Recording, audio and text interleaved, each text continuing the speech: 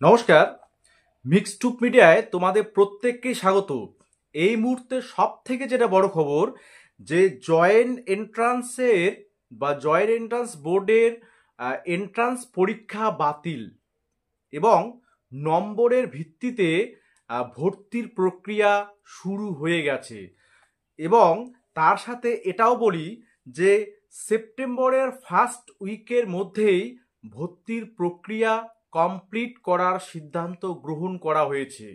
তো বিস্তারিত আমি বিষয়টা আজকে তোমাদের জানাবো, সেই সঙ্গে যাবতীয় বিষয় তোমাদের আমি সামনে তুলে ধরবো। অবশ্যই ফার্স্ট টাইম যদি ভিজিট করো সাবস্ক্রাইব করবে এবং অবশ্যই করে ভিডিওটা শেয়ার করবে এবং একটা অনুরোধ থাকবে তোমরা হাইপ করবে। এই ভিডিওর মাধ্যমে তোমরা অনেক কিছু বিষয় আন্দাজ করতে পারবে এবং যাবতীয় বিষয় আর কি তোমাদের অবগত করার জন্য এই ভিডিও দেখো। প্রথম কথা হচ্ছে জয়েন্ট এন্ট্রান্স বোর্ড যেসব এন্ট্রান্স এক্সাম কন্ডাক্ট করে তাদের মধ্যে বাকি যেগুলো রয়েছে যেমন জেনপাস ইউজি, এএনএম জিএনএম, জিলেট, জেকা, জেই পিবিএন, জেমাস এসসিএন, জেম এসসিএন, জেমাস পিজি, পাপডেট, এই যে প্রবেশিকা পরীক্ষাগুলো অর্থাৎ এন্ট্রান্স এক্সামগুলো, সেই এন্ট্রান্স এক্সামগুলোর বিশেষত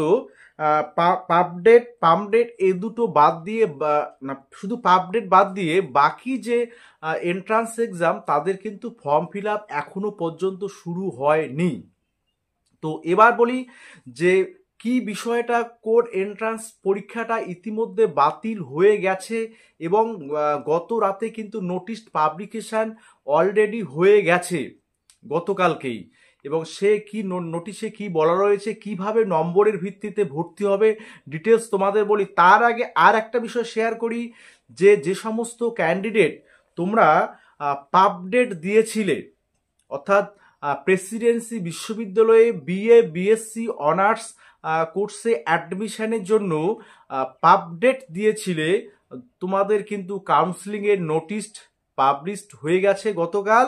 সে তোমরা কিন্তু অবশ্যই সেই নোটিশ দেখবে এবং যাবতীয় বিষয় সেখান থেকে তোমরা পাবডেটের ওয়েবসাইট থেকে পেয়ে যাবে, ঠিক আছে। অর্থাৎ জয়েন্ট এন্ট্রান্স বোর্ডের যে ওয়েবসাইট পাবডেট সেই এন্ট্রান্স সেখান থেকে তোমরা যাবতীয় বিষয় পেয়ে যাবে, ঠিক আছে। তো এর পরে আসছি তোমাদের আসল বিষয়ে যে জয়েন্ট এন্ট্রান্স এক্সামটা যে বাতিল হয়ে গেল সেটা কোনটা, সেটা দেখো। প্রেসিডেন্সি বিশ্ববিদ্যালয়ে এমএ এমএসসি অ্যাডমিশনের জন্য যে জয়েন্ট এন্ট্রান্স বোর্ড যে এন্ট্রান্স এক্সামটা নেয় অর্থাৎ পামডেট 2025, পামডেট 2025, এটারও কিন্তু ফর্ম ফিল আপ এখনো পর্যন্ত শুরু হয়নি। গতকাল রাতে নোটিশ পাবলিশ করা হয়েছে প্রেসিডেন্সি বিশ্ববিদ্যালয়ের অফিসিয়াল ওয়েবসাইটে। সেখানে সিদ্ধান্ত গ্রহণ করা আগে হয়েছে গতকালকে অর্থাৎ সোমবার, যে এই যে পামডেট অর্থাৎ এমএ এমএসসি প্রেসিডেন্সি বিশ্ববিদ্যালয়ে ভর্তি হওয়ার জন্য যে এন্ট্রান্স এক্সামের দায়িত্ব সেটা এতদিন 2015 সাল থেকে জয়েন্ট এন্ট্রান্স বোর্ডের কাছে ছিল, সেটা কিন্তু জয়েন্ট এন্ট্রান্স বোর্ডের থেকে তারা প্রেসিডেন্সি বিশ্ববিদ্যালয়ের নিজের কাছে নিয়ে নিয়েছে। অর্থাৎ তারা নিজেরাই এখন কন্ডাক্ট করবে এমএ এমএসসি ভর্তি এন্ট্রান্স এক্সাম। কেন? কারণ ইতিমধ্যে অনেক লেট হয়ে গিয়েছে, জয়েন্ট এন্ট্রান্সে প্রচুর সমস্যা দেখা দিয়েছে। ফলে তারা এই যে এমএ এমএসসি ভর্তির নোটিফিকেশান ইতিমধ্যেই তারা কিন্তু গতকাল রাতে দিয়ে দিয়েছে। নোটিফিকেশান তোমাদের দেখাচ্ছি। এবার নম্বরের বেসিসে কিভাবে তারা এমএ এমএসসিতে প্রেসিডেন্সি বিশ্ববিদ্যালয়ে সেটা ভর্তি প্রক্রিয়া নেবে সেই প্রসিডিওরটা তোমাদের আমি একবার বলি।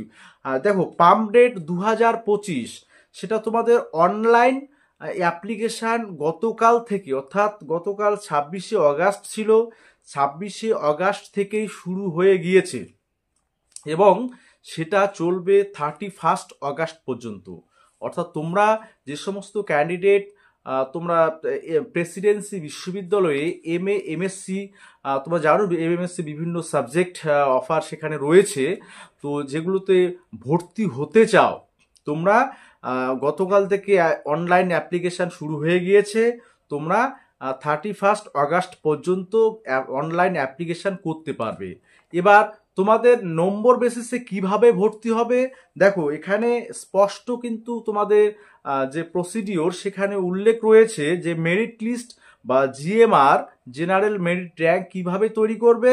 তোমাদের গ্রাজুয়েশনে 60% মার্কস নেবে অনার্স সাবজেক্টটাতে, যে সাবজেক্টে তুমি গ্রাজুয়েশন করেছো অনার্সে, অর্থাৎ যেটাতে অ্যাডমিশন হবে সেই অনার্স সাবজেক্টটাতে 60% মার্কস ধরবে, তার সাথে প্লাস করবে এইচএস এর 40% মার্কস।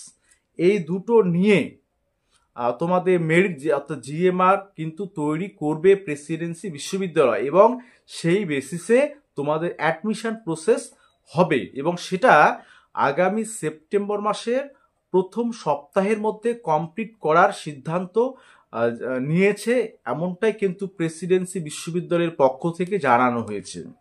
এবার আসি তোমাদের ANM GNM বাকি যে সমস্ত বিষয়গুলো, দেখো তোমাদেরও একই অবস্থা।